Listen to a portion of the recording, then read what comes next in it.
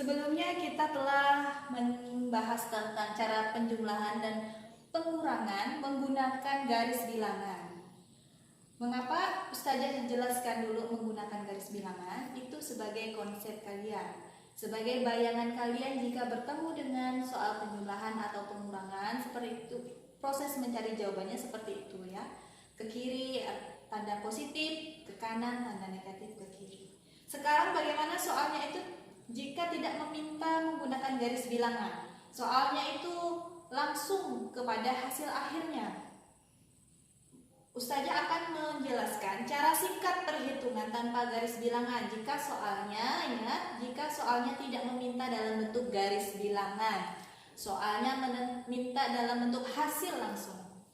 Sebelum kita membahas ke contoh soalnya, terlebih dahulu Ustazah jelaskan aturannya. Kalau dalam penjumlahan atau pengurangan, jika tandanya berbeda, dalam soal itu ada dua angka dijumlahkan atau dikurangkan, tandanya berbeda.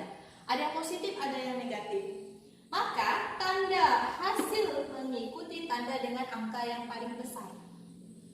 Kemudian besar angkanya adalah selisih angka yang dihitung. Jika yang aturan yang kedua, jika tandanya sama, positif dengan positif, negatif dengan negatif, maka tanda hasilnya sama. Jika dua-duanya positif, maka hasilnya positif. Jika dua-dua angkanya negatif, maka hasilnya negatif. Sedangkan besar angka hasilnya, kita pisahkan dulu ya, cari tandanya dulu baru angkanya. Itu selalu dijumlahkan atau ditambahkan. Untuk lebih jelas, kita ke soal penjumlahan.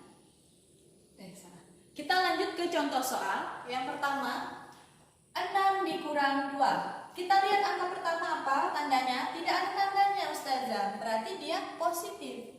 Tanda positifnya adalah 6. Kemudian angka yang kedua, depannya ada tanda apa? Negatif. Oh, berarti tanda negatifnya adalah angka 2. Ada tanda positif, ada tanda negatif. Maka dia mengikuti aturan yang pertama. Tandanya berbeda. Aturan yang pertama, tanda hasil mengikuti tanda dengan angka paling besar. Kita jangan lihat tandanya dulu, lihat angkanya yang paling besar apa. Tutup dulu. Angka yang paling besar angka 6. 6 tandanya apa? Positif. Maka hasilnya tandanya positif. Kemudian untuk besar angkanya itu selisih dari angka ini. Tutup dulu tandanya. Selisih 6 dengan 2.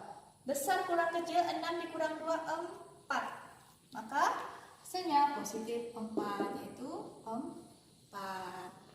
Ya, 6 dikurang 2 sama dengan 4. Lanjut ke soal yang kedua.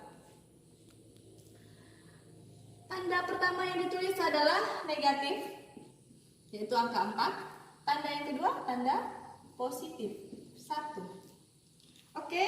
Sebelum menentukan hasilnya, tentukan dulu tanda hasil.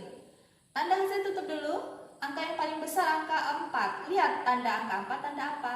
Tanda negatif. Maka hasilnya pasti tandanya negatif. Tutup lagi tandanya. Hitung selisih angkanya.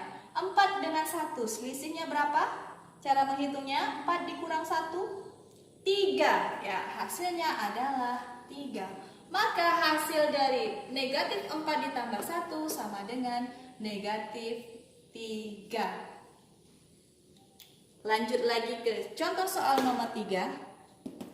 Angka yang pertama ditulis adalah 3. Ada tanda di depannya? Tidak ada. Kalau tidak ada tanda di depannya, artinya tandanya positif. Berapa nilainya?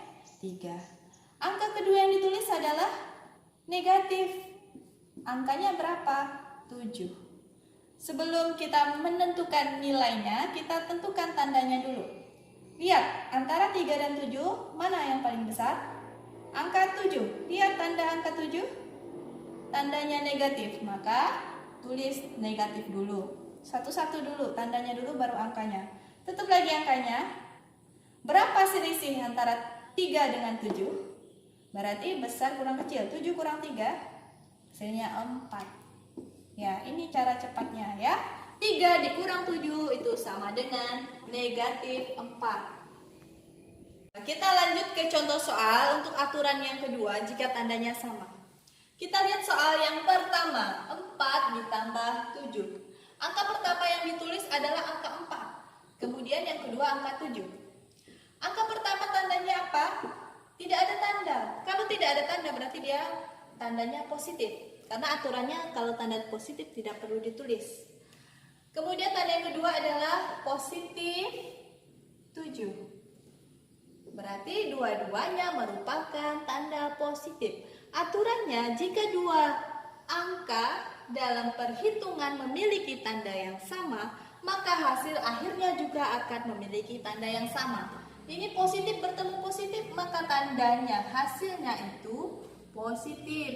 Ingat kalau dalam perhitungan saja. Untuk hasil angkanya, angka yang menemani tanda positif ini adalah dijumlahkan. 4 ditambah dengan 7. Hasilnya 11. Positif 11. Dalam matematika, tanda positif tidak perlu ditulis, jadi tulis saja angka 11. Inilah hasilnya. Lanjut ke contoh soal yang kedua. Negatif 8 dikurang 7 sama dengan, lihat angka pertama yang ditulis adalah negatif 8. Angka kedua negatif 7. Jadi angka pertama adalah negatif 8, angka kedua negatif 7. Oke, dalam perhitungan ini bisa dilihat keduanya memiliki tanda yang sama, yaitu tanda negatif. Maka hasil akhirnya pasti akan memiliki tanda yang sama juga, yaitu tanda negatif. Untuk angkanya bagaimana? Berarti dalam aturan kalau tandanya sama, angkanya itu dijumlahkan. 8 ditambah 7, 15. Jadilah hasil dari negatif 8 dikurang 7 adalah negatif 15. Ini adalah cara singkatnya.